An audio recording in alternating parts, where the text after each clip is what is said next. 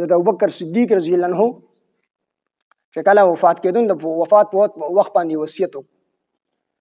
نبی علیه الصلاۃ والسلام د حضرت عائشه ابه په کوټه کې دفن دي. فی طرف ته ابوبکر صدیق رضی الله عنه دفن دي او ګس طرف ته عمر فاروق رضی الله عنه دفن دي. او چې کله ورپاسي نو یو لاس په حضرت ابوبکر صدیق او دویم به په حضرت عمر فاروق اچوري میدان حشر ته نبی علیه السلام روان. او نبی علیه السلام ته ابوبکر صدیق او عمر فاروق ته ویم ابوبکر ته زما د خي طرفه پاسي او عمر رضی الله عنه عمر ته زما د ګس طرفه پاسي، بلال ته زما د خپونه پاسي. چې کله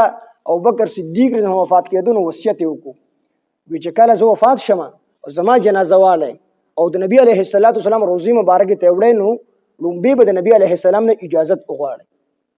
چې کله د اجازه وغواړي او تاسو ته اجازه ملو شو دروازه ته کولو شوله نو بس بیا ما دنه دفن کې او کنه دروازه کولو نشوله اجازه ملو نشو بیا ما نه دفن کوي. چې کله ابوبکر صدیق رضی وفات شو او صحابه جنازه واغستله او څنګه د حضرت عائشه به کوټه کې نبی سم دفن دي نبی سلام روزي مبارکه ته ورسېد نو الته اجازه وغوښتو چې الله پیغمبره ابوبکر صدیق چې کوم موږ راوړې دي تاسو سره دغه دفن کو کنه وی دروازه ته په خپل باندې کولو شو او د روزي مبارکه نه आवाज راغی چې دوست له دوست سره ملاو کی هغه نه پس ابوبکر صدیق رضی الله عنه هغه الته دفن او حضرت علی رضی الله عنه فرمای چې یو باندې چې د نبی علیه السلام د مرګ نه 3 ورځې پس راغی او چې کله 3 ورځې پس راغی دا آیات لستو ولو انهم اذ ظلموا انفسهم جاءوك فاستغفروا الله واستغفر لهم الرسول لوجدوا الله توابا رحيما. الله پاک فرمای